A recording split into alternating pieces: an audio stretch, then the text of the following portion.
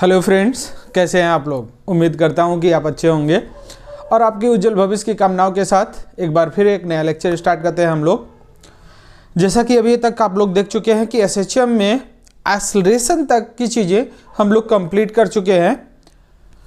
अब आइए देखते हैं कि जब भी कोई पार्टिकल एसएचएम करता है तो उसकी एनर्जी कितनी होती है कि नहीं।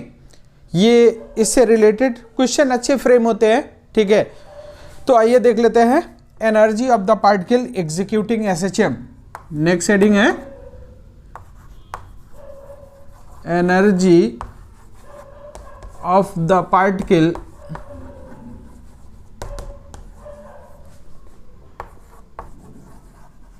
Executing SHM.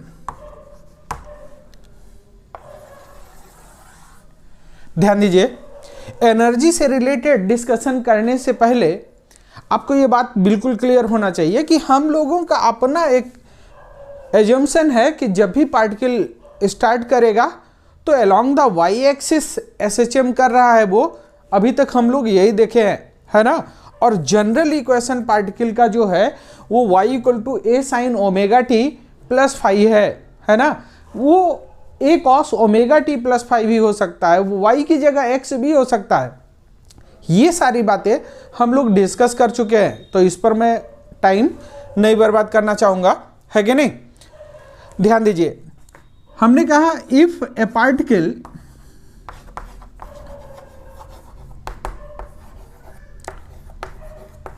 Execute SHM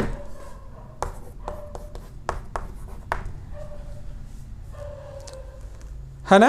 SHM करेगा तो कम से कम दो बातें क्लियर होनी चाहिए। क्या कि उस पार्टिकल का एम्पलीट्यूड कितना है और उस पार्टिकल की एंगुलर फ्रीक्वेंसी कितनी है। तो लिख लेते हैं विद एंगुलर फ्रीक्वेंसी ओमेगा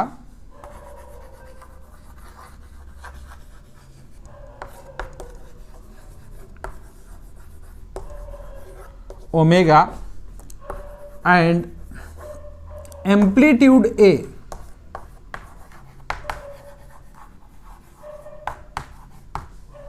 ठीक है, देन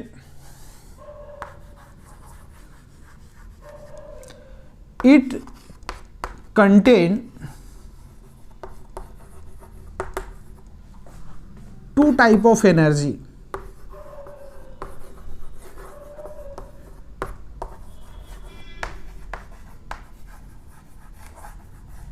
ध्यान दीजिएगा, जब भी पार्टिकल एसएचएम कर रहा होगा तो उसके पास दो तरीके की एनर्जी होगी, लेकिन ये दो तरीके की एनर्जी जो हम लोग डिस्कस कर रहे हैं ये वो एनर्जी है जो पीरियोडिकली वेरी करेगा। ध्यान दीजिएगा, ये नेसेसरी नहीं कि केवल दो ही तरीके की एनर्जी हो।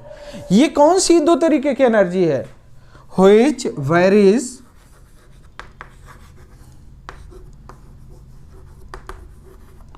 पीरियोडिकली। भाई बहुत छोटी छोटी बातों से क्वेश्चन कभी कभी फ्रेम हो जाता है, इसीलिए मैं कोई भी पॉइंट स्किप करना नहीं चाह रहा हूं। हमने कहा मान लीजिए कि एक पार्टिकल है जो एसएचएम कर रहा है और ये उसका मीन पोजीशन है और ये दोनों एक्सट्रीम पोजीशन। हम लोगों को पता है कि ये पार्टिकल जब इस जगह पर होता है तो इसके पास वेलोसिटी मैक्सिमम होती है, वो होती है ओमेगा। यहां पर पहुंचता है तो वेलोसिटी 0 हो जाती है और यहां भी वेलोसिटी 0 हो जाती है। ये सारी बातें हम लोग देख चुके हैं। ये पार्टिकल इसी पर एसएचएम कर रहा है, ऐसे ऊपर नीचे, है कि नहीं। इसका मतलब अगर पार्टिकल के पास वेलोसिटी है तो उसके पास काइनेटिक एनर्जी होगा। काइनेटिक एनर्जी का डेफिनेशन ही है भाई the energy by virtue of its motion, है कि नहीं। तो वेलोसिटी है तो काइनेटिक एनर्जी तो होगा ही होगा। फिर आप कह रहे हो कि जब भी ये पार्टिकल ऊपर जाता है तो इस पर एक रेस्टोरिंग फोर्स लगता है -kx। ये एक कंजर्वेटिव फोर्स है। ध्यान दीजिएगा, जब भी कंजर्वेटिव फोर्स की बात आएगी तो हमेशा पोटेंशियल एनर्जी के बारे में हमको बात करना पड़ेगा। इसका मतलब कि इसमें एक पोटेंशियल एनर्जी भी होगा, है कि नहीं। तो एक काइनेटिक एनर्जी हो गया, एक पोटेंशियल एनर्जी हो गया। ये पोटेंशियल एनर्जी किसकी वजह से बोल रहा हूं मैं, इसके रेस्टोरिंग फोर्स के कारण, क्योंकि जब ये पार्टिकल ऊपर चढ़ रहा होगा तो उसको रेस्टोरिंग फोर्स नीचे खींच रहा होगा, जब ये पार्टिकल नीचे आ रहा होगा तो रेस्टोरिंग फोर्स उसको पकड़ के ऊपर खींच रहा होगा, है कि नहीं। और ये कंजर्वेटिव फोर्स होता है। इसका मतलब ये हुआ कि इसमें एक पोटेंशियल एनर्जी होगी, ठीक। लेकिन ये हमने नहीं कहा कि भाई खाली यही दो होगा, इस बात को ध्यान दीजिए। हमने कहा कि ये दो एनर्जी कैसी है जो पीरियोडिकली वेरी करेंगी। बाकी मैं कह रहा हूं कि एक आदमी है जो उस पार्टिकल को यही पकड़ के ऑस्किलेट करवा रहा था, और एक है जो किसी बिल्डिंग के 10वें मंजिले पे ऑस्किलेट करवा रहा था। तो यहां तो ग्रेविटेशनल पोटेंशियल एनर्जी उसके पास होगा या नहीं होगा। तो ग्रेविटेशनल पोटेंशियल एनर्जी का फार्मूला क्या होता है, mgh, है कि नहीं। तो आपके यहां जहां ऑस्किलेट करवा रहे हो, आप ग्राउंड फ्लोर पर हो, तो mgh की वैल्यू कुछ और होगी। कोई 20वें फ्लोर पर है तो वहां हाइट कुछ और है, ग्रेविटेशनल पोटेंशियल एनर्जी कुछ और हो जाएगी। तो वो तो एडिशनल पोटेंशियल एनर्जी उसमें होगा ही होगा, है कि नहीं। हमने कहा कि ये एक पार्टिकल ऐसा था जो ऑस्किलेट कर रहा था, और यहीं पर एक चार्ज और रखा था, और इस पर भी हमने क्यू चार्ज दे दिया। अब भाई इस चार्ज और इस चार्ज के कारण भी एक इंटरेक्शन एनर्जी होगी, इलेक्ट्रोस्टैटिक पोटेंशियल एनर्जी, तो वो भी हो सकता है, ठीक है। लेकिन इस बात को ध्यान देंगे कि बाकी सारी एनर्जी पीरियोडिकली वेरी कर सकती है, नहीं भी कर सकती है, उसमें कोई कंडीशन, वो सिचुएशन डिपेंडेंट है। लेकिन ये दोनों एनर्जी जो हम लोग बात कर रहे हैं, ये वो दो एनर्जी है जो पीरियोडिकली वेरी करेगा। तो हम इसी के बारे में डिस्कस करेंगे। बाकी अदर चीजें आएंगी तो उसको हम लोग कैसे सॉल्व करते हैं वो वर्क एनर्जी थ्योरम में देख चुके होंगे, है कि नहीं। तो उससे हमारा कोई यहां मतलब नहीं है। तो इस बात को ध्यान देंगे कि हम लोग कौन सी एनर्जी के बारे में डिस्कस करने जा रहे हैं। दो तरीके की एनर्जी होगी, कौन, जो पीरियोडिकली वेरी कर रहा होगा, उसके बारे में बात करने जा रहे हैं, ठीक है। चलिए, तो पहला क्या हो गया, काइनेटिक एनर्जी,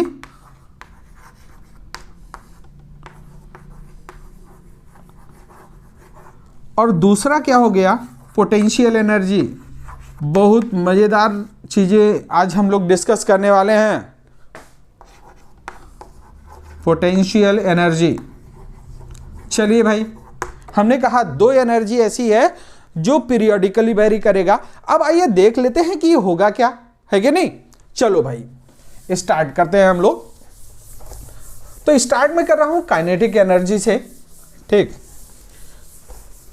तो फर्स्ट हेडिंग डाल लेते हैं हम लोग, kinetic energy of particle executing SHM. First heading है kinetic energy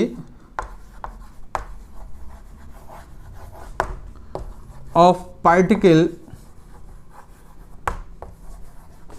executing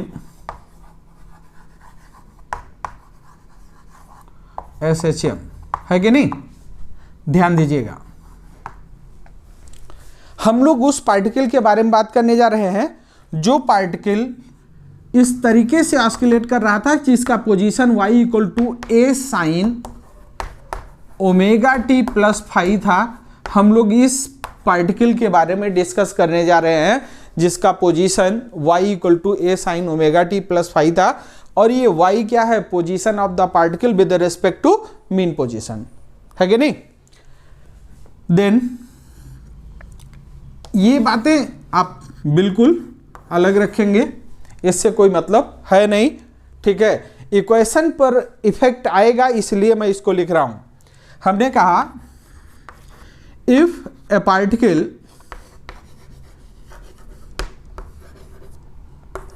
of mass m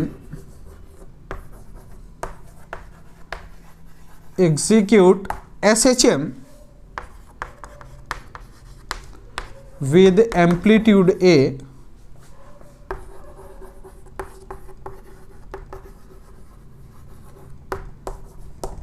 and angular frequency omega.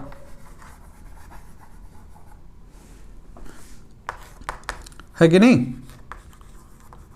Angular frequency omega. Then velocity of the particle, then velocity of the particle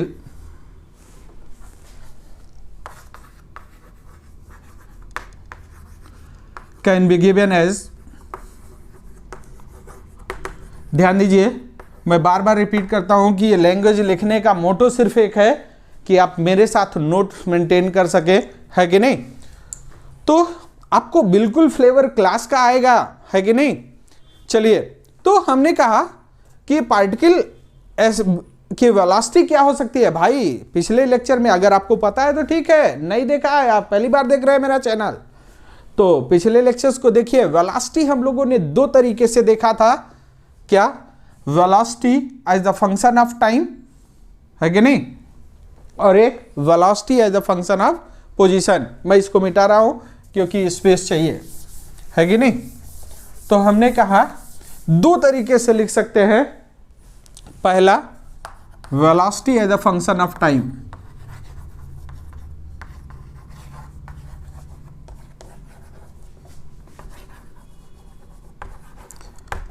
function of time,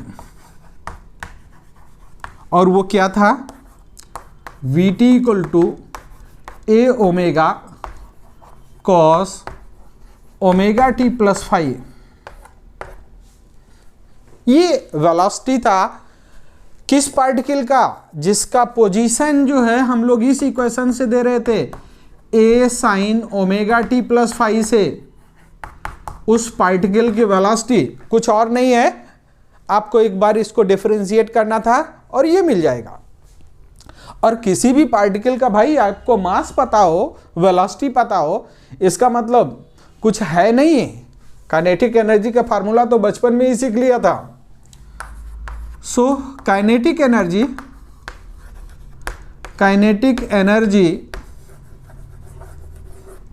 of the particle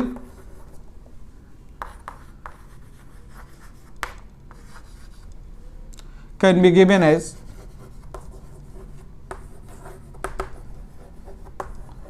क्या होगा भाई? ये kinetic energy ये time का फंक्शन होगा। क्यों? क्योंकि हम लोग वेलोसिटी टाइम के फंक्शन में लिखने जा रहे हैं। हाफ mv² होता है और ये वेलोसिटी टाइम का फंक्शन है। तो इस तरीके से हम लोग लिख सकते हैं।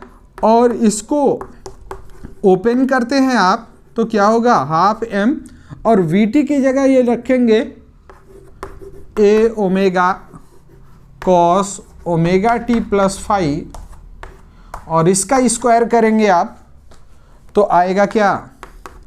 Half m omega square A square cos square omega t plus 5। ठीक है, ये क्या आ गया? Kinetic energy as the function of time. ध्यान दीजिए, अगर आप मेडिकल के लिए प्रिपेयर करते हैं तो ऐसे क्वेश्चन इससे कम से कम 10 बार पूछे जा चुके हैं। ठीक है, कौन सा क्वेश्चन पूछा गया है आइए देखते हैं। हमने कहा पहले तो ये क्लियर हो गया कि वेलोसिटी अगर टाइम का फंक्शन रख रहे हैं आप तो काइनेटिक एनर्जी भी ये टाइम का फंक्शन होगा। अब यहां पर काइनेटिक एनर्जी टाइम का फंक्शन है, वो भी कोसाइन के फॉर्मेट में आया हुआ है। तो क्या होगा?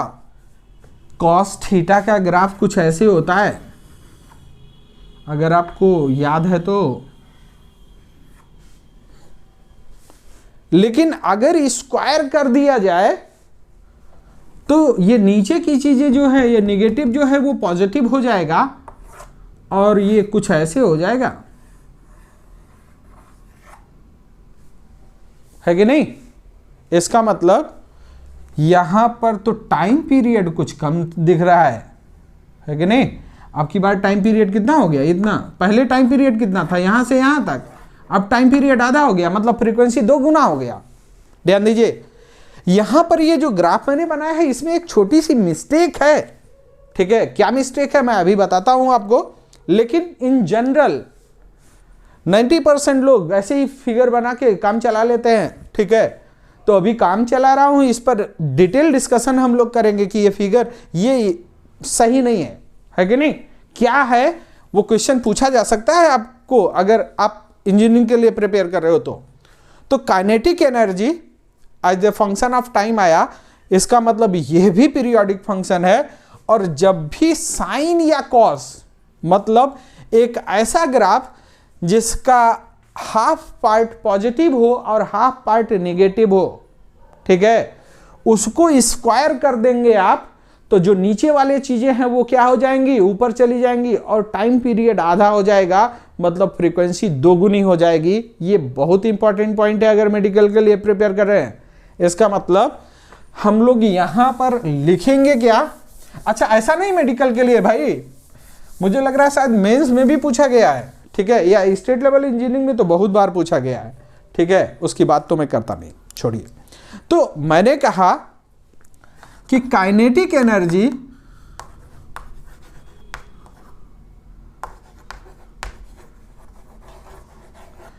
Is also a periodic function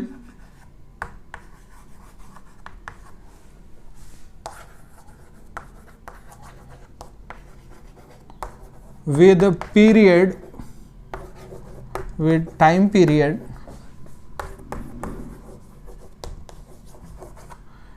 t/2 and frequency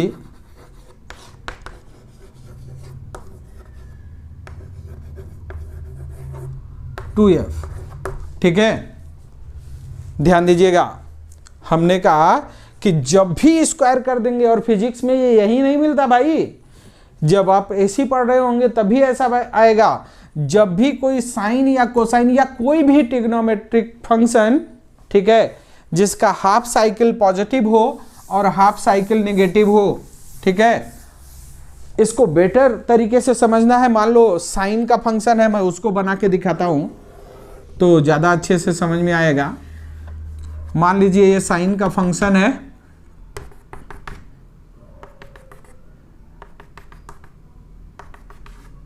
कुछ ऐसे,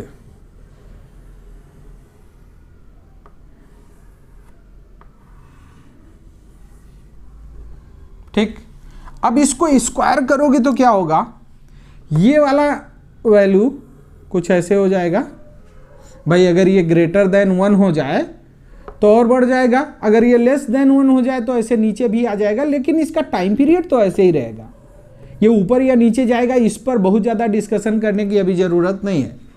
ये डिपेंड करेगा कि ये पीक वैल्यू कितनी है, 1 है या 1 से ज़्यादा है। भाई y = अगर केवल साइन थीटा लिखा होता तो हम 100% कह देते कि ये नीचे वाला ही बनेगा, लेकिन यहां पर तो y = a साइन थीटा लिखा रहता है ना, a sine omega t + phi, इसको अगर मैं थीटा नाम दे दूं तो y = a साइन थीटा लिखा है।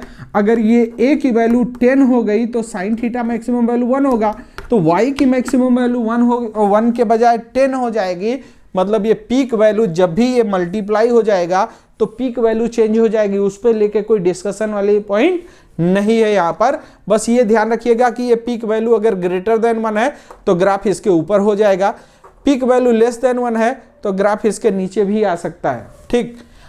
और जो ये नेगेटिव वाला है ये भी स्क्वायर हो जाएगा, इसका मतलब ऐसे हो जाएगा, ये भी ऐसे हो जाएगा, मतलब पहले जो टाइम पीरियड था ये यहां से ग्राफ चलता था और यहां आता था, तब एक टाइम पीरियड पूरा होता था।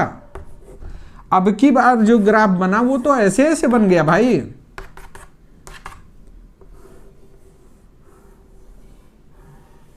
तो ये इतने ही दूर में अपने आप को रिपीट कर रहा है या नहीं, जैसा ये है वैसा ये है वैसा ये है, इसका मतलब ये तो पहले का आधा हो गया टाइम पीरियड, है ना। तो ये t/2 हम लोग किसके रिस्पेक्ट में और या 2f किसके रिस्पेक्ट में देख रहे हैं, वो पार्टिकल जो SHM कर रहा था उसका टाइम पीरियड अगर t था, उसका फ्रीक्वेंसी अगर f था, तो काइनेटिक एनर्जी जो होगा उसका टाइम पीरियड t/2 हो जाएगा और उसका फ्रीक्वेंसी 2f हो जाएगा, अगर उस पार्टिकल का फ्रीक्वेंसी f था तो, है ना। इस बात में कोई डाउट नहीं होना चाहिए। चलिए भाई, तो हमने कहा काइनेटिक एनर्जी ऐसे हो गया। अब आ जाते हैं इस पर डिस्कस कर लेते हैं कि ग्राफ कैसा बनेगा। अभी तक तो हम लोग काम चलाने जैसे कुछ बातें कर रहे थे, अब हम लोग आ जाते हैं कि वास्तव में ग्राफ कैसा बनेगा, है कि नहीं।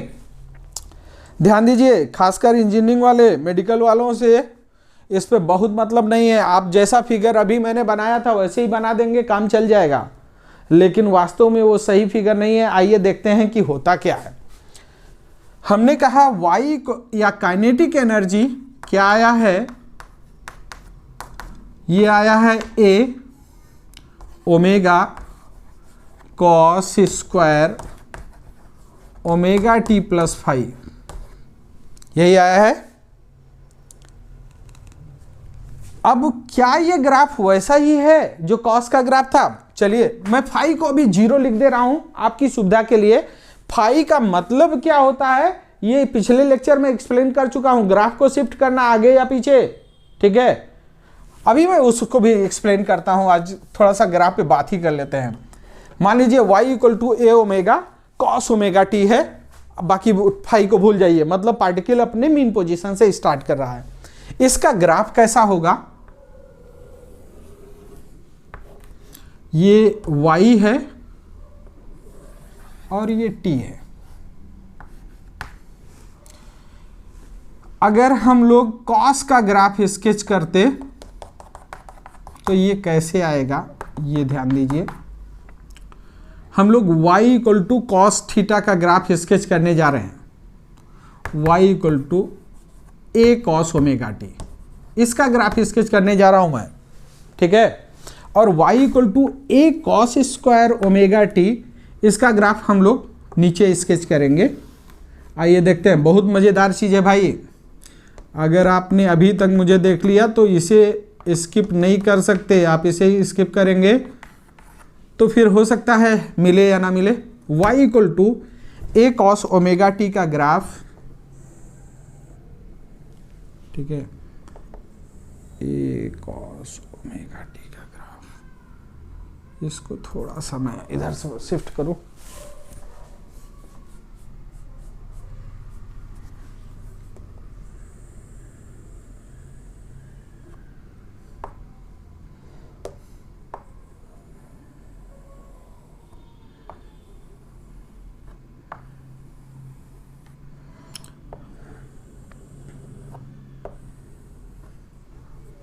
ये है y equal to A cos omega t का ग्राफ है।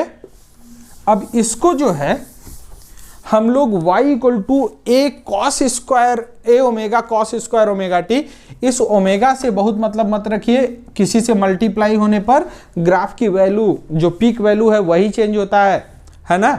हम लोग देखना चाह रहे हैं यहाँ शेप कैसे चेंज हुआ। हम लोगों को पता है फ्रॉम रिलेशन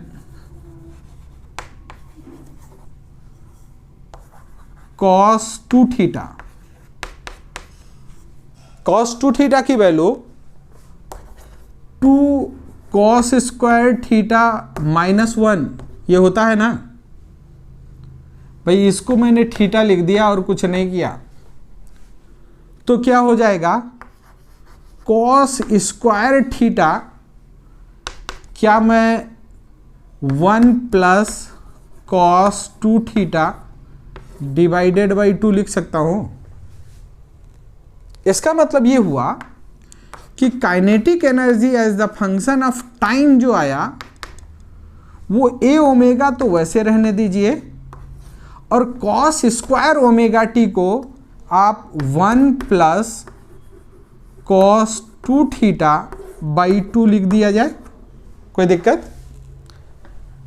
इसका मतलब ये हुआ कि इसको अगर ओपन करते हैं हम लोग तो ये आ गया A omega by 2 plus A omega by 2 cos 2 theta.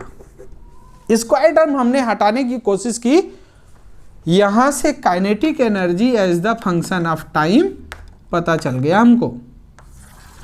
अब जरा इस बात को, आप इंजीनियरिंग के हैं, है ना, तो इस बात को आपको पता होना चाहिए कि अगर हमको कोई फंक्शन एफ एक्स जो है इसका ग्राफ पता है, ठीक है, कि मान लो कोई फंक्शन एफ एक्स है और उसका ग्राफ जो है कुछ ऐसा है, इसी फंक्शन में कोई कांस्टेंट टर्म जोड़ दिया जाए, ये बात मैं डिस्कस कर चुका हूं अपने लेक्चर में, तो ये और ऊपर चला जाएगा, सब्ट्रैक्ट कर दिया जाए तो ये और नीचे आ जाएगा, है ना।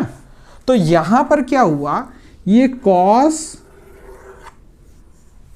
2 theta A omega by 2 cos 2 theta में हमने ए ओमेगा बाई 2 ऐड कर दिया।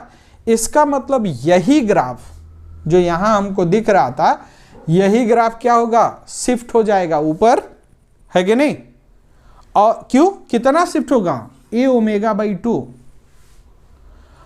और एक चीज और, अगर आपको फंक्शन एफ एक्स पता है और f2x निकालना है तो वो फंक्शन हमेशा कंप्रेस हो जाता है कितने अमाउंट से, दुगना अमाउंट से। मतलब अगर उसका पीरियड 2 था तो उसका पीरियड जो हो जाएगा वो कंप्रेस होके हाफ हो जाएगा। इसका मतलब कि इसका जो ग्राफ बनेगा वो ऐसे बनेगा भाई,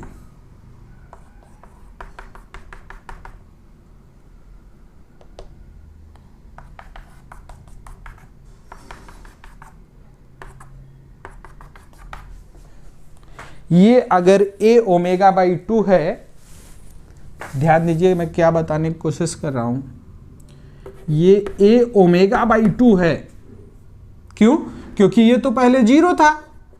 अब हमने कहा कि यही ग्राफ शिफ्ट हो जाएगा ऊपर, ऊपर शिफ्ट हो गया तो ऐसे ही हो गया।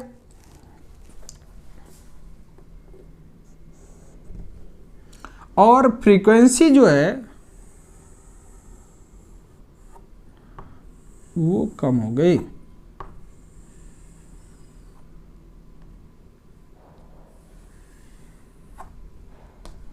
मतलब यहां से मान लीजिए यहां से लेके और यहां तक पहले का टाइम पीरियड था, तो अब टाइम पीरियड उससे आधा हो गया, इतना ही टाइम पीरियड बचा, है कि नहीं। टाइम पीरियड ये माइनस वाले पीक से लेके इस माइनस वाले पीक तक पहले टाइम पीरियड ये था ना। टाइम पीरियड क्या होता है कि 2 कॉन्जिक्यूटिव मैक्सिमा या 2 कॉन्जिक्यूटिव मिनिमा के बीच ये टाइम पीरियड है। तो अब यहां ये टाइम पीरियड इतना ही बचा। ध्यान दीजिए, मतलब कॉस का अगर ग्राफ आपको पता है और कॉस स्क्वायर का ग्राफ लिखना है तो आप इसी को ऐसे ऐसे बना देंगे। ये बातें सही नहीं है कि नहीं। क्या ये कॉस स्क्वायर का ग्राफ ऐसे ही आया क्या, नहीं भाई, कॉस स्क्वायर का ग्राफ तो ऐसे आया, समझ में आया। तो ये ग्राफ जो है कई बार पूछा जा चुका है। इसका मतलब काइनेटिक एनर्जी का ग्राफ ये होगा, ना कि वो स्क्वायर करके ये येलो कलर से जो मैंने बना दिया ये होगा, नहीं, ये काइनेटिक एनर्जी का ग्राफ नहीं है। ऐसे लिखा है तो ये गलत है भाई। ये kinetic energy as a function of time है, इसमें कोई कंफ्यूजन नहीं होना चाहिए। अब a/2 इसका ध्यान दीजिए, इस ग्राफ का एम्पलीट्यूड ए ओमेगा बाई 2 है। एम्पलीट्यूड क्या होता है, मीन पोजीशन से। तो यहां से ये ए ओमेगा बाई 2 ऊपर और ए ओमेगा बाई 2 नीचे, इसका मतलब ये पीक वैल्यू ए ओमेगा होगा, है कि नहीं। और टाइम पीरियड पहले जितना था उसका आधा हो गया। तो इस तरीके से ग्राफ बनेगा, ना कि आप उसको ऐसे ऐसे ऊपर नीचे वाला ऊपर शिफ्ट कर दिए और हो गया ग्राफ। समझ में आया। ये बहुत लोग मिस्टेक करते हैं, आप एटलीस्ट नहीं करेंगे अगर मेरे स्टूडेंट हैं तो, ठीक है। तो काइनेटिक एनर्जी का graph as a function of time, ठीक है, समझ में आया ना। अगर नहीं आया तो रिपीट कीजिए वीडियो, क्योंकि ये बहुत ही इंपॉर्टेंट पॉइंट है। चलिए, तो ओवरऑल क्या याद रखेंगे कि अगर हमारे पास काइनेटिक एनर्जी का ग्राफ स्केच करना है तो हम लोग क्या करेंगे, उस पूरे फंक्शन को जो कॉस का है उसी को a/2 दूरी पर ऊपर शिफ्ट कर देंगे और उसको कंप्रेस कर देंगे, ठीक है, इस बात में कोई, मैं फिर से फाइनली स्केच कर दे रहा हूं कि ये मान लीजिए ये है कॉस का ग्राफ,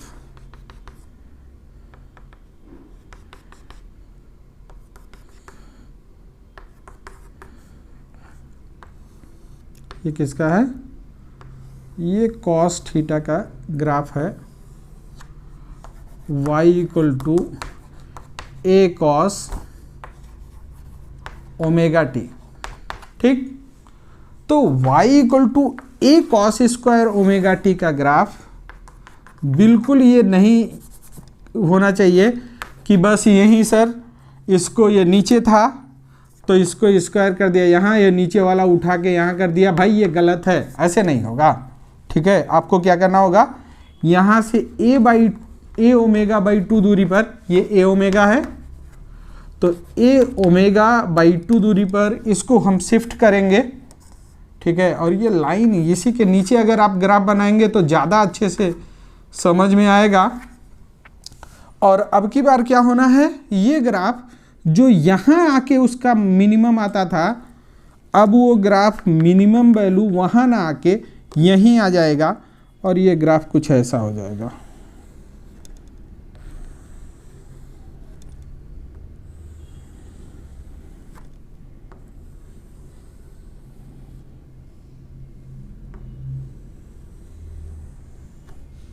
ये हो जाएगा y equal to A omega cos square omega t का ग्राफ। ठीक है, इस बात में कोई डाउट नहीं होना। अगर इसमें प्लस माइनस फाई है तो इसका मतलब कुछ और नहीं होता, इस एक्सिस को आप जितना आगे है उतना शिफ्ट कर दो आगे, ये हो जाएगा प्लस फाई का भी, है कि नहीं। ये बात मैं लास्ट लेक्चर पे डिस्कस कर चुका हूं। तो ये काइनेटिक एनर्जी हो गया और उसका हो गया ग्राफ। ठीक, तो kinetic energy as the function of time क्या होता है, उसका ग्राफ क्या होता है, इस बात में कोई कंफ्यूजन नहीं होना चाहिए। नेक्स्ट हेडिंग है इसी में काइनेटिक एनर्जी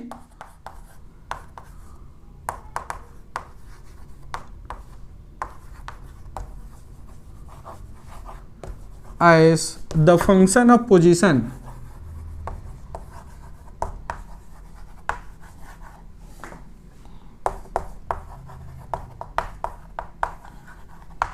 है कि नहीं। अब अगर कोई पार्टिकल एसएचएम करता है तो velocity as the function of position क्या होता है भाई, v equal to omega under root A square minus y square.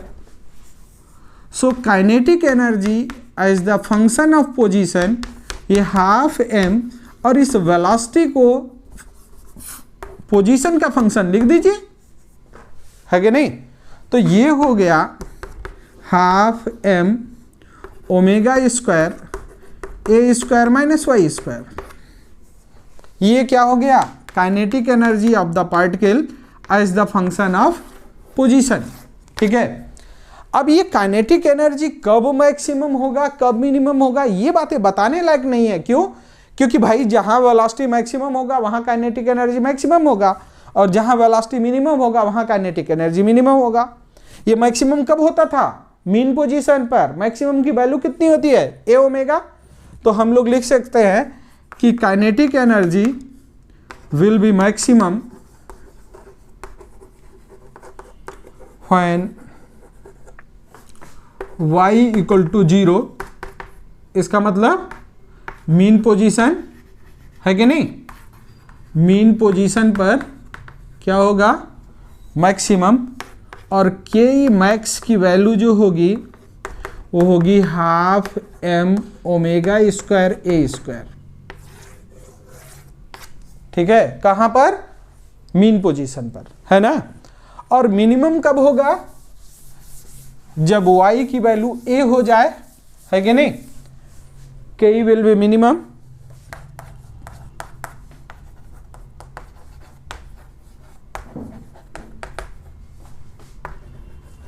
When y equal to maximum, और ये होता है a। इसका मतलब कब, एक्सट्रीम पोजीशन है कि नहीं, एक्सट्रीम पोजीशन पर वाई काइनेटिक एनर्जी मिनिमम हो जाएगा। और काइनेटिक एनर्जी मिनिमम कितना होगा भाई, 0, है ना। आप फिगर बना सकते हैं कि अगर कोई पार्टिकल इस तरह से SHM करता है, ये उसका मीन पोजीशन है,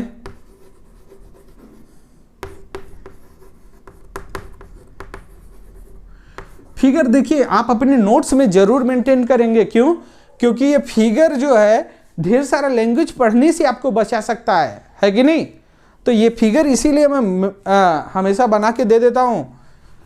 यहां पर काइनेटिक एनर्जी मैक्सिमम होगा और ये होगा 1/2 m omega square A square. यहाँ पर काइनेटिक एनर्जी मिनिमम होगा और वो 0 होगा। यहाँ पर भी काइनेटिक एनर्जी मिनिमम होगा और वो कितना होगा, 0 होगा। मतलब एक्सट्रीम पोजीशन पर काइनेटिक एनर्जी मिनिमम होगा और मीन पोजीशन पर काइनेटिक एनर्जी मैक्सिमम होगा। इसमें कोई डाउट नहीं होना चाहिए। दूसरी बात, अगर एनर्जी पता चल गया तो उसका ग्राफ भी पता होना चाहिए, क्योंकि ग्राफ बहुत पूछता है भाई, है कि नहीं। तो kinetic energy as function of position अगर हम लोग देखें तो लिखे क्या है अभी भाई, kinetic energy as the function of position ये है 12 m omega square A square minus y square, 12 m omega square A square minus 12 m omega square y square. ध्यान दीजिए ये बात जो है ग्राफ में आप लोगों को बताई जा चुकी होगी, ठीक है, कि जब भी कोई ग्राफ स्केच करना हो तो जो डिपेंडेंट वेरिएबल होता है, मतलब काइनेटिक एनर्जी जो इक्वलिटी के एक तरफ होता है दूसरी तरफ होता है, ठीक है। डिपेंडेंट इंडिपेंडेंट का मतलब जो हॉरिजॉन्टल एक्सिस पर है वो इंडिपेंडेंट वेरिएबल है और जो वर्टिकल एक्सिस पर है वो डिपेंडेंट वेरिएबल है, ठीक है। तो ये डिपेंडेंट वेरिएबल और इंडिपेंडेंट वेरिएबल के मैक्सिमम पावर कितने हैं वही नेचर को डिसाइड करते हैं। तो यहाँ काइनेटिक एनर्जी पर मैक्सिमम पावर 1 है और यहाँ पर हम लोग ग्राफ किसके बीच में स्केच करने जा रहे हैं, पोजीशन और काइनेटिक एनर्जी के बीच में, है कि नहीं। तो यहाँ पोजीशन पर मैक्सिमम पावर कितना है, 2 है। इसका मतलब ये क्वाड्रेटिक इक्वेशन है और क्वाड्रेटिक इक्वेशन में ये बात इंपॉर्टेंट होती है कि जो स्क्वायर टर्म है उसका कोफिशिएंट पॉजिटिव है या नेगेटिव, ठीक है। अगर कोफिशिएंट पॉजिटिव होता है तो वो ऐसे ओपन होता है, मतलब पैराबोला होता है और डाउनवर्ड ओपन होता है, और ये अगर पॉजिटिव साइन में होता तो पैराबोला होता है और अपवर्ड ओपन होता है, ठीक है। ये जनरली हम लोग जब देखते हैं तो इस एक्सिस पर देखते हैं ऐसे या फिर ऐसे। अगर डाउनवर्ड है, वाई स्क्वायर का कोफिशिएंट नेगेटिव है तो ऐसे नीचे ओपन होता है, और ये वाई स्क्वायर का कोफिशिएंट पॉजिटिव है तो ये ऐसे ऊपर ओपन होता है। लेकिन अभी तो बताया यार कि जब भी कोई कांस्टेंट टर्म, ये पूरा क्या है, कांस्टेंट है। अरे भाई पार्टिकल जब SHM करेगा तो ना तो मास बदलता है, ना ओमेगा बदलता है, ना ही एम्पलीट्यूड बदलता है कि नहीं। तो ये कांस्टेंट टर्म है और कांस्टेंट टर्म जब भी किसी ग्राफ में ऐड होता है तो उस ग्राफ को ऊपर शिफ्ट कर देता है। इसका मतलब काइनेटिक एनर्जी का ग्राफ कुछ इस तरह से होगा।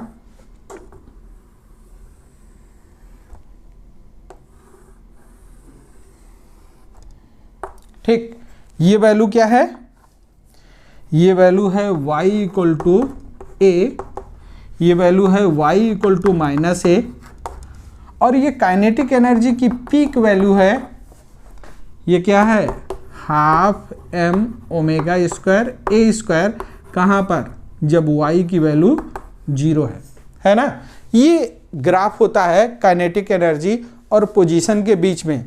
मुझे लग रहा है कि इससे रिलेटेड कोई भी क्वेश्चन एनर्जी से रिलेटेड और वो भी काइनेटिक एनर्जी से रिलेटेड आपको कोई कंफ्यूजन अब नहीं होना चाहिए। जो मेन इंपॉर्टेंट पॉइंट था वो क्या था कि ग्राफ अगर टाइम और काइनेटिक एनर्जी के बीच में स्केच करना हो तो क्या होगा, ठीक है। ये एक इंपॉर्टेंट फैक्ट था, उसमें कोई मैक्सिमम लोग मिस्टेक करते हैं, है कि नहीं। चलिए भाई, अब हम लोग देखते हैं, काइनेटिक एनर्जी हो गया, तो पोटेंशियल एनर्जी देख लेते हैं। ध्यान दीजिए, काइनेटिक एनर्जी में उस ग्राफ ने थोड़ा सा टाइम लिया, पोटेंशियल एनर्जी उतना टाइम लेने वाला है नहीं, और इसके बाद हम लोग क्वेश्चन डिस्कस करते हैं। तो next heading, potential energy.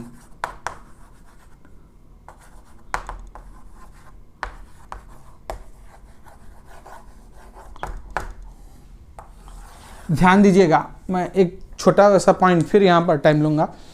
Potential energy हमेशा पूरे फिजिक्स में कई बार मिलता है, ठीक है। तो इसको लेके और हर बार का डेफिनीशन एक ही है। पोटेंशियल एनर्जी जो होता है वो हमेशा होता है work done by external agent. अब वर्क डन की बात आई है तो किसी को कहीं से कहीं डिस्प्लेस करना होगा, तो ये आगे अगला लाइन ये हो जाएगा, work done by external agent in displacing an object. अगला लाइन हो गया। अब डिस्प्लेस करना कहां से कहां तक, from a reference point two a certain point. ये दोनों समझने वाली बात है। वो रेफरेंस पॉइंट क्या होगा, जहां पर उसके पास पहले पोटेंशियल एनर्जी जीरो हो, ठीक है। From a reference point at which the potential energy becomes minimum और जीरो, है ना। Potential energy is zero to a certain point. और ये किसका, work done by external agent in displacing an object without acceleration is known as potential energy. ध्यान दीजिएगा, इस बात में कोई कंफ्यूजन नहीं होना चाहिए। ये एक यूनिवर्सल डेफिनेशन है जो हर पूरे फिजिक्स में 2 साल के सिलेबस में जहां भी पढ़ोगे ये फॉर्मूले को मैं दिखाऊंगा कि ये कैसे होता है। तो आइए यहां पर हम लोग क्या लिखेंगे, work done by external agent, definition में लिख दे रहा हूं, work done by external agent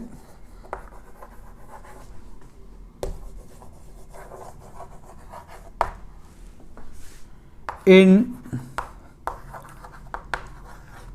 displacing the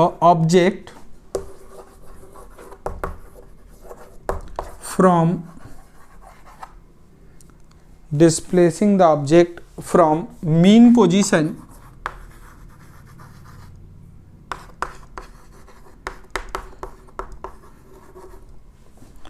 to a certain point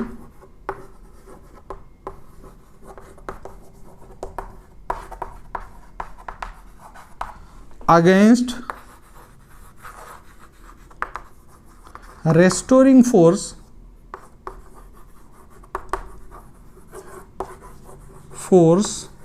है ना, विदाउट एक्सेलरेशन। ये सब चीजों का मतलब है कुछ ना कुछ, विदाउट एक्सेलरेशन, ठीक है।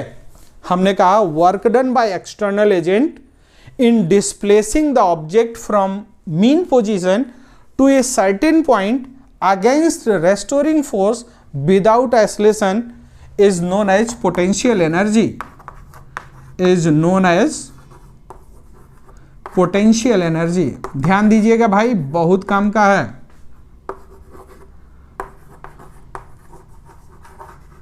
अब हर लाइन की जो है यूज को मैं आपको एक्सप्लेन कर रहा हूं कि क्या होगा। मान लीजिए कि एक स्प्रिंग ब्लॉक सिस्टम है, यहां पर एक स्प्रिंग है और उसी स्प्रिंग से अटैच एक ब्लॉक है जिसका मास है m। इस स्प्रिंग का स्प्रिंग कांस्टेंट k है और इसका नेचुरल लेंथ L0 है। अब जैसे ही इस ऑब्जेक्ट को यहां से आप थोड़ा सा डिस्प्लेस करोगे,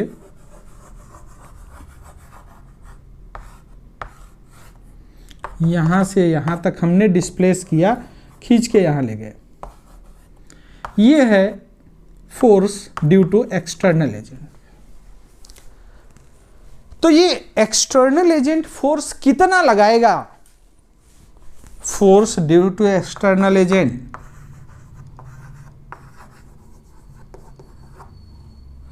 मैं ऊपर थोड़ा सा स्पेस बनाता हूं।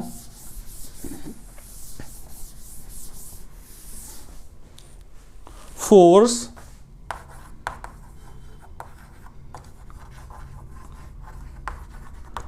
अप्लाइड बाय एक्सटर्नल एजेंट,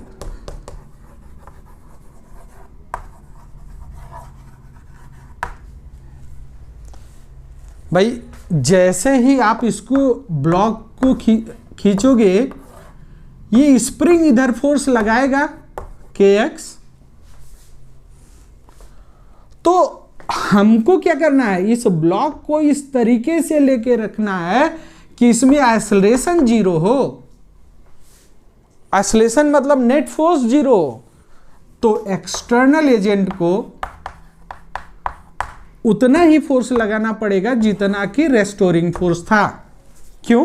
क्योंकि बेसिकली हम लोग करने क्या जा रहे हैं भाई, हम लोग वर्क डन कैलकुलेट करने जा रहे हैं। और वर्क डन कैलकुलेट करने के लिए सबसे पहले हमको क्या चेक करना चाहिए, फोर्स हमारा कैसा है ना, वो कांस्टेंट है या वेरिएबल है। तो force applied by external agent, ये F इक्वल टू क्या हो जाएगा, F external equal to kx होगा। और आप इसको मीन पोजीशन से जैसे जैसे शिफ्ट कर रहे हो, x की वैल्यू बदल रही है और x अगर चेंज हो रहा है डिस्प्लेस करने में, तो फोर्स क्या हो गया, वेरिएबल हो गया कि नहीं। ये kx की बात हम लोग क्यों कर रहे हैं भाई? अगर SHM की बात करते तो ये क्या है, रेस्टोरिंग फोर्स।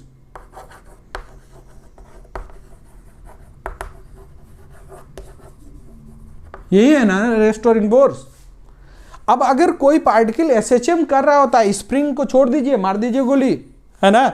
अगर कोई पार्टिकल SHM कर रहा होता है तो रेस्टोरिंग फोर्स क्या होता है, m ओमेगा स्क्वायर y होता है कि नहीं। ये मैं बता चुका हूं कि रेस्टोरिंग फोर्स क्या होता है भाई, आइसोलेशन ऑफ द पार्टिकल क्या होता है, माइनस ओमेगा स्क्वायर y, जहां ये माइनस खाली डायरेक्शन बताता है और आइसोलेशन पता है। इसका मतलब F इक्वल टू ma से अगर कैलकुलेट करो तो m ओमेगा स्क्वायर y, यही तो रेस्टोरिंग फोर्स होता है कि नहीं। निगेटिव साइन को भूल जाइए, निगेटिव साइन खाली डायरेक्शन को बताता है कि नहीं। तो हमने कहा इन जनरल अगर हम बात करते, स्प्रिंग सिस्टम की बात नहीं करते, तो एक्सटर्नल एजेंट को कितना फोर्स लगाना पड़ता, m ओमेगा स्क्वायर y, जो कि क्या है, वेरिएबल है। और जब वेरिएबल फोर्स आता है तो वर्क डन कैसे कैलकुलेट करते हैं, work done by external agent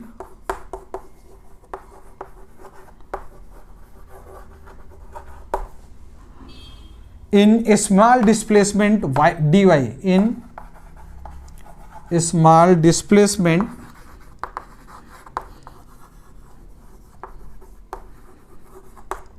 dy, ये क्या हो जाएगा भाई, dw इक्वल टू क्या हो जाएगा, f इंटू dy, f की value m omega square y dy। So net work done, कुछ नहीं करना यार, इंटीग्रेट कर दो, इंटीग्रेशन ऑफ dw होगा, इंटीग्रेशन ऑफ dw मतलब m omega square y dy। कहां से कहां तक, मीन पोजीशन से y तक ले जाने में, है कि नहीं। यहां पर m ओमेगा स्क्वायर कांस्टेंट है, बाहर निकाल लीजिए, तो m ओमेगा स्क्वायर कांस्टेंट है, बाहर आ गया। और y dy का इंटीग्रेशन क्या हो जाएगा, y स्क्वायर बाई 2, 0 से y, है कि नहीं। तो पोटेंशियल एनर्जी क्या हो गई, PE EC वर्क डन के बराबर हो जाएगा। और ये हो जाएगा 1/2m omega square y square, है कि नहीं। तो पोटेंशियल एनर्जी ये हम लोगों ने क्या लिखा, as the function of position, है कि नहीं।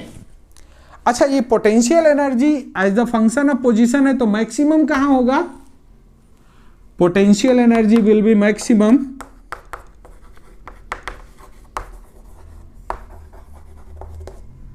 when y equal to maximum equal to a, मतलब एक्सट्रीम पोजीशन भाई,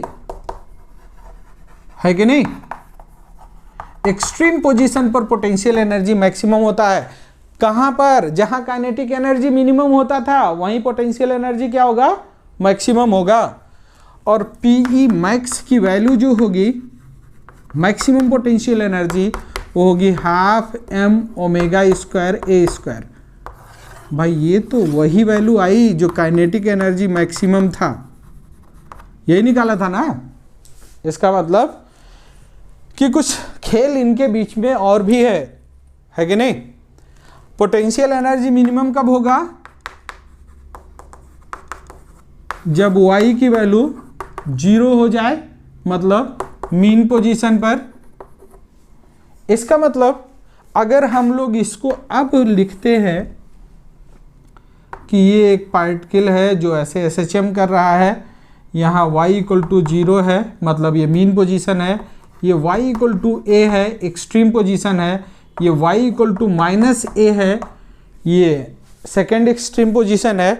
तो यहाँ पर पोटेंशियल एनर्जी 0 होगा जो कि मिनिमम है, यहाँ पर पोटेंशियल एनर्जी मैक्सिमम होगा जो कि 12m omega square A square है, और यहाँ भी पोटेंशियल एनर्जी मैक्सिमम होगा और वो 12m omega square A square.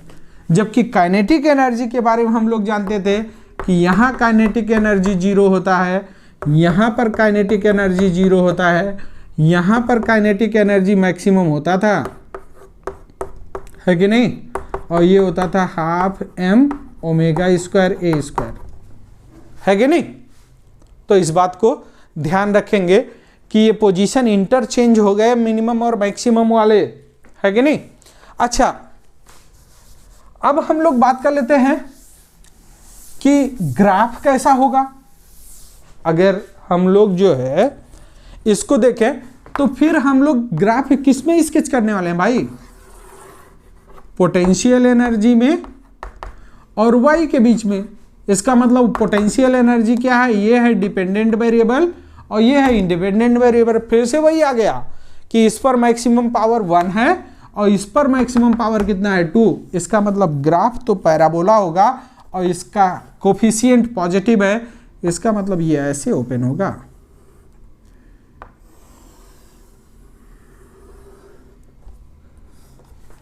है कि नहीं। तो ये ग्राफ जो है कैसे होगा, ये y इक्वल टू प्लस ए, यहाँ पर y इक्वल टू माइनस ए, और ये मैक्सिमम वैल्यू ये फिर से 12m omega square A square ही है कि नहीं। लेकिन कहाँ है, अब की बार इस पोजीशन पर है और यहाँ पर है कि नहीं। तो इस बात को ध्यान देंगे कि पोटेंशियल एनर्जी इस बार मैक्सिमम हो गया।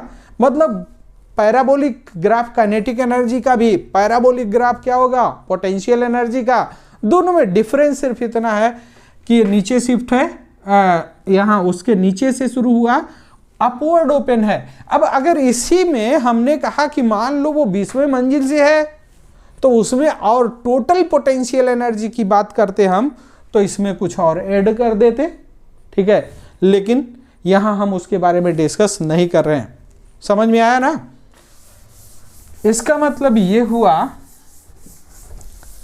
कि पोटेंशियल एनर्जी क्लियर हो गया, लेकिन potential energy as a function of time, potential energy as the function of time,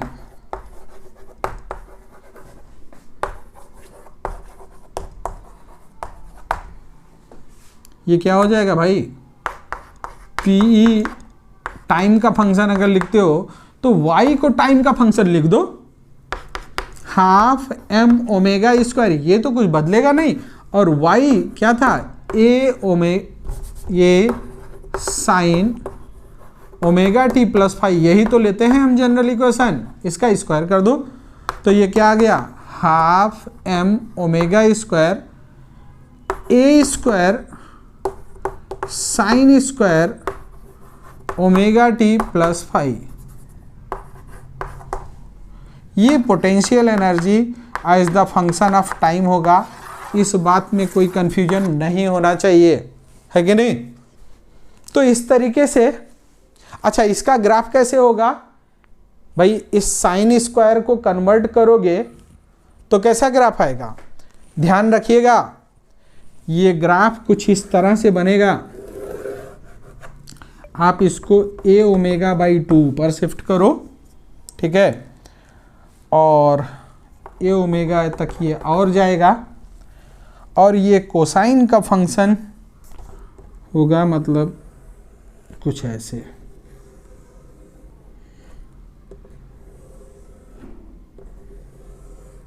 क्योंकि t इक्वल टू 0 पर रखोगे तो वैल्यू क्या आना चाहिए, 0। कब, जब फाई की वैल्यू 0 है तब, है कि नहीं। तो ये कुछ ऐसे ही ग्राफ आएगा जो कि 0 से स्टार्ट होगा। Kinetic energy phi equal to 0 पर रखने पर ये वो कैसा मिला था, यहाँ से ऊपर से आया था और यहाँ पर ये नीचे से जाएगा, इस बात में कोई कंफ्यूजन नहीं होना चाहिए। ये क्या है, potential energy as the function of time, और ये है टाइम, है ना।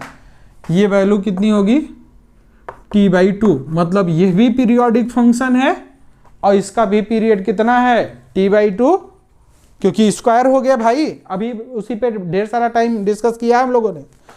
तो ये स्क्वायर फंक्शन हो गया, मतलब पीरियड उसका t/2 हो जाएगा, फ्रीक्वेंसी 2 टाइम्स हो जाएगी, मतलब 2f हो जाएगा, और ये भी एक पीरियोडिक फंक्शन है, इस बात में कोई कंफ्यूजन नहीं होना चाहिए, ठीक है। चलिए, इसका मतलब एक चीज और ध्यान देते हैं हम लोग कि total energy of the particle, है ना, total energy,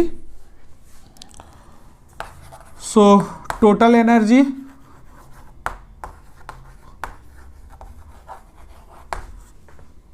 E total equal to kinetic energy plus potential energy.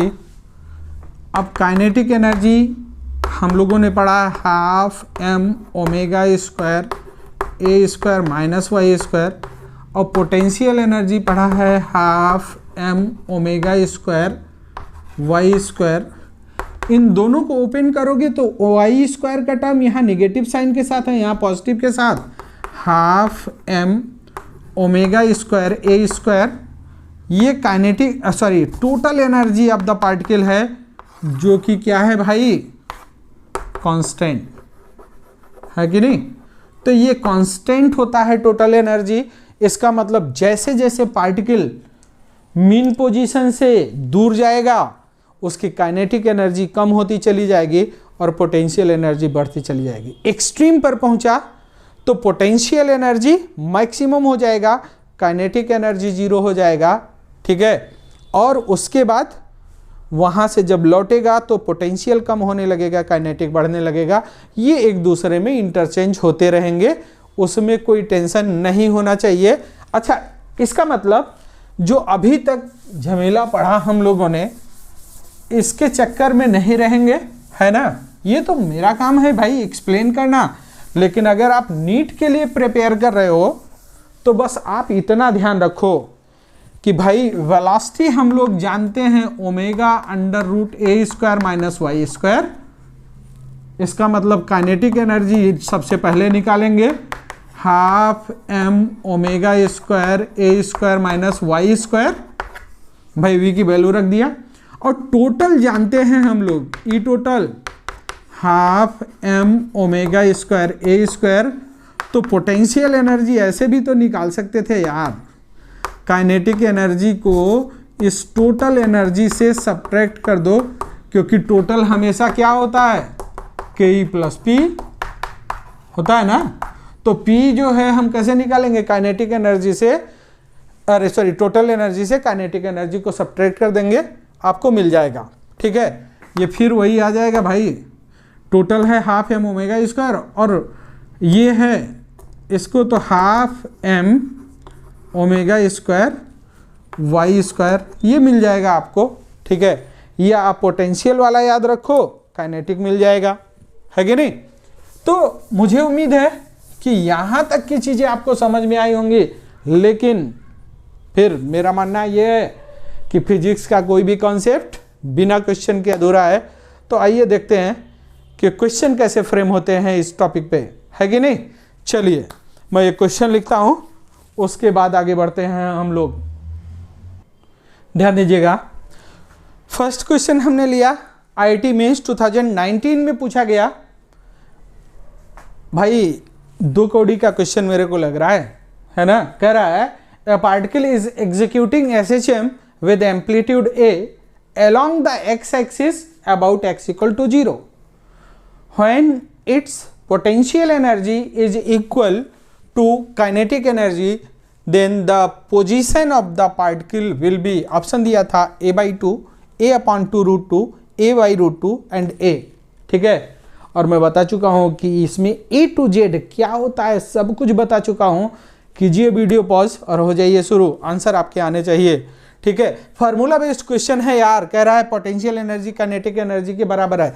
Medical में अब तक कई बार पूछा जा चुका है ये। ठीक है, अभी मैं इसको लिखता हूं कि क्या पूछा गया था मेडिकल में, आप टेंशन मत लीजिएगा कि भाई पहला ही क्वेश्चन आईटी का उठा लिया। ये आईटी में आया तो है लेकिन आईटी लायक नहीं है।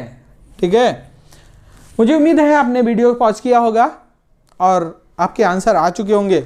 फिर भी मैं आपको एक्सप्लेन करता हूँ सॉल्यूशन में। उसने क्या कहा भाई, potential energy kinetic energy equal हो जाए तो लिख दो कि P इक्वल टू के, और ये पोजीशन पूछ रहा है तो पोजीशन वाला फार्मूला यूज कर लेंगे, क्योंकि हम लोग दोनों फार्मूले जानते हैं। टाइम का फार्मूला भी पता है और पोजीशन का भी फार्मूला पता है।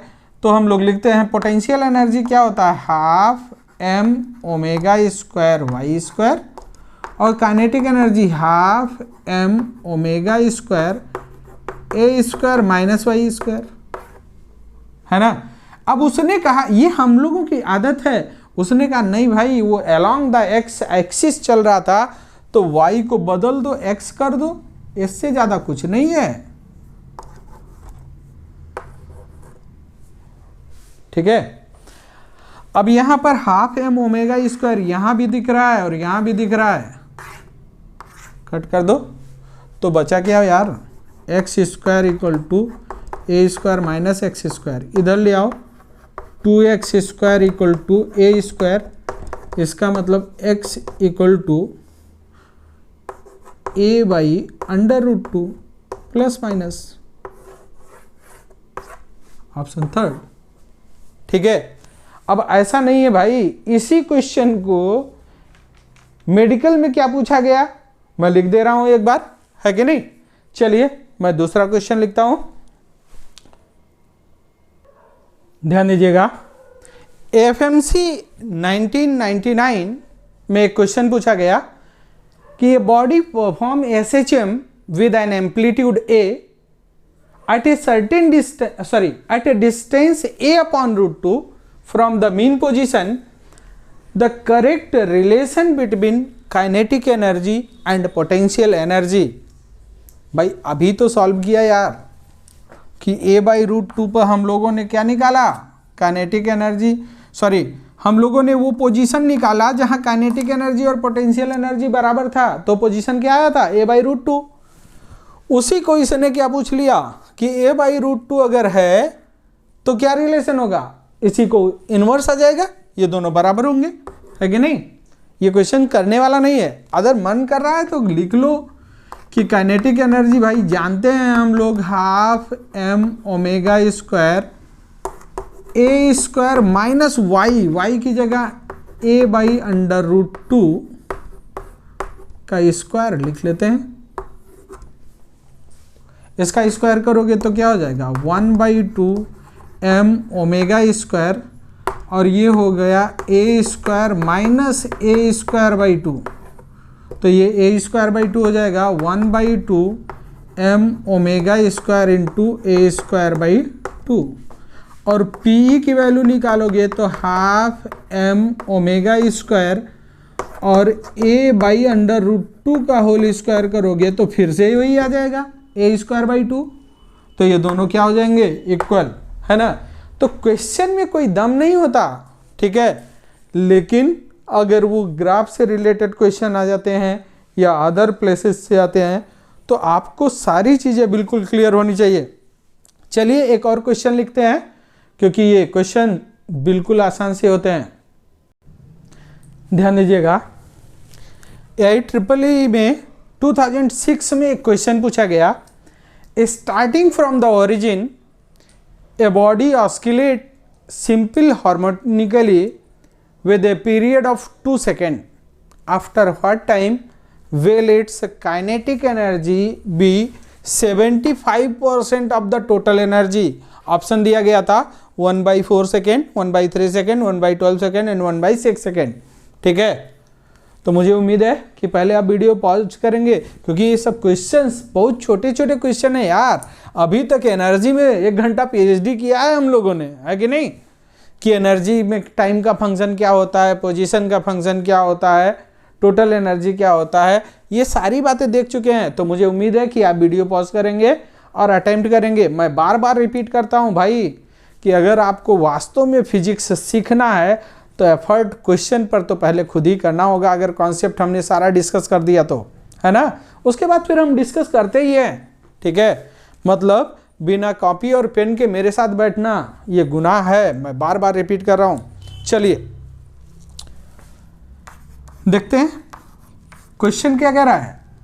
कह रहा है काइनेटिक एनर्जी 75%, 75% मतलब 3/4 टाइम्स ऑफ टोटल एनर्जी। वो कह रहा है kinetic energy becomes 3/4 times of total energy. Kinetic energy as a function of time हम लोग क्या लिखे थे भाई, half m omega square A square cos square omega t plus phi, ये हम लोगों ने लिखा था। लेकिन फाई क्या होता है ये बता चुका हूं। अगर ओरिजिन से पार्टिकल स्टार्ट करता है तो फाई की वैल्यू क्या होती है, 0। इसका मतलब इसकी भी जरूरत नहीं है। Equal to 3/4 of half m omega square A square. तो half m omega square A square यहां से और half m omega square A square यहां से, इसका मतलब बचा क्या, 3/4। तो कॉस ओमेगा टी ये क्या हो गया भाई, √3/2, है कि नहीं। और कॉस ओमेगा टी अगर √3/2 है तो √3/2 किसकी वैल्यू होती है, जब थीटा की वैल्यू 30 डिग्री हो जाए। इसका मतलब ओमेगा टी की वैल्यू हम लोग लिख सकते हैं क्या, 30 डिग्री मीन्स π/6। ओमेगा होता है 2π/t into t equal to π/6। Pi से पाई कैंसिल हो गया, टी की वैल्यू आ गया कैपिटल T/12, टी की वैल्यू है 2 और ये 12 मतलब 1/6 सेकेंड। तो क्वेश्चन तो 2 कौड़ी के होते हैं भाई, एनर्जी से रिलेटेड क्वेश्चन में कोई भी दम नहीं होता। ठीक है, चलिए एक और क्वेश्चन लिखते हैं, क्योंकि बहुत छोटे छोटे पॉइंट्स जो हैं क्वेश्चन फ्रेम होते हैं, लेकिन कोई ऐसा क्वेश्चन नहीं फ्रेम होता जो बहुत मजेदार हो, है ना। बहुत मजेदार होने के लिए थोड़ा सा और आगे देखना पड़ेगा हम लोगों को। ध्यान दीजिए, नेक्स्ट क्वेश्चन अपना है, CBSE PMT ने 2001 में पूछा, इसको मैंने सेलेक्ट किया है। कह रहा है there is a body having mass m and perform SHM with amplitude small a. There is a restoring force F equal to -kx where x is the displacement. Then total energy of the body depends upon, है कि नहीं। और option दे दिया, k और x पर depend करेगा, k और a पर डिपेंड करेगा, k a और x पर, k a और b पर। मुझे उम्मीद है आप वीडियो पॉज करेंगे और अटेम्प्ट करेंगे, है कि नहीं। चलिए मुझे लग रहा है कि आपने ऐसा किया होगा, मेरे लिए नहीं भाई, अपने लिए, है कि नहीं? ध्यान दीजिए, कुछ नहीं है यार, टोटल एनर्जी का जो हम लोग फार्मूला जानते हैं वो क्या है, half m omega square A square, ये हम लोग जानते हैं। लेकिन कब? व्हेन रेस्टोरिंग फोर्स क्या होता है, minus m omega square A square, sorry minus m omega square y, यहां x लिखा है तो आप x लिख दो। जबकि उसने क्या दिया है भाई,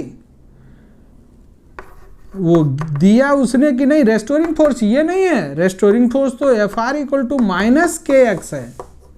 इसका मतलब जो ये m ओमेगा स्क्वायर है यही तो इस k के बराबर है। तो टोटल एनर्जी में m ओमेगा को k से रिप्लेस कर दीजिए, कैपिटल A को A, तो E टोटल क्या हो जाएगा, half k into x square, है ना, sorry k into A square. तो किन चीजों पर डिपेंड किया, केवल k और a पर। तो टोटल एनर्जी जो है k और a पर डिपेंड करती है। अगर restoring force minus k x हो जाए तो, है कि नहीं? तो एनर्जी से रिलेटेड क्वेश्चन इससे अच्छे नहीं पूछे जाते। अगर इससे अच्छे पूछे जाते हैं तो उसमें कुछ ना कुछ और एडिट रहता है, जैसे कि टाइम पीरियड कैसे निकालेंगे। तो अभी तक हम लोग देख चुके हैं कि कोई पार्टिकल एसएचएम करता है तो उसका पोजीशन क्या होगा, वेलोसिटी क्या होगा, एक्सेलरेशन क्या होगा, एनर्जी कितनी होगी, है कि नहीं? अगला स्टेप उसी का है जो किसी भी चैप्टर से लिंक करके पूछ दिया जाता है और ढेर सारे टाइप के क्वेश्चन वहाँ फ्रेम होते हैं। ठीक है, वो मुझे लग रहा है टाइम हो गया, नहीं तो वीडियो बहुत लंबा हो जाएगा। तो नेक्स्ट टाइम पे हम लोग डिस्कस करते हैं कि जब भी कोई पार्टिकल एसएचएम कर रहा होता है इन जनरल तो उसका टाइम पीरियड कैसे कैलकुलेट करते हैं। One of the most important topic जो कि सबसे ज़्यादा बार पूछा गया है, तो हम लोग नेक्स्ट टाइम पे। लेकिन उससे पहले फिर मेरी वही बात कि अगर वीडियो आपको अच्छा लगा है तो आपका एक शेयर मेरे लिए ज़रूर बनेगा, और वो इनडायरेक्टली आपके लिए भी है, क्योंकि अगर मेरे सब्सक्राइबर बेस बढ़ते हैं तो मेरा मोटिवेशन का काम करता है वो, और मैं ज़्यादा एनर्जी से काम करूँगा, आपको और अच्छे कंटेंट डिलीवर करूँगा। और वैसे तो ये मेरा प्रॉमिस है ही कि मैं आपको एडवांस लेवल तक के क्वेश्चन करेंगे। आपको जो ग्राफ बताया मैंने टाइम का, वो एक अच्छा क्वेश्चन था, ग्राफ लेवल जो है एडवांस लेवल तक का। ठीक है, मुझे याद है कि आईटी में एक बार क्वेश्चन पूछा गया था, उसका भी ग्राफ गलत ही बना दिया, ऐसे ऐसे बना दिया गया था। मैं नेक्स्ट टाइम पे संभवतः उसको डिस्कस करूँगा कि कैसे बनाया गया था, अगर वहाँ तक पहुँच गए हम लोग तो। ठीक है, तो चलिए मिलते हैं नेक्स्ट टाइम पे, तब तक के लिए नमस्कार।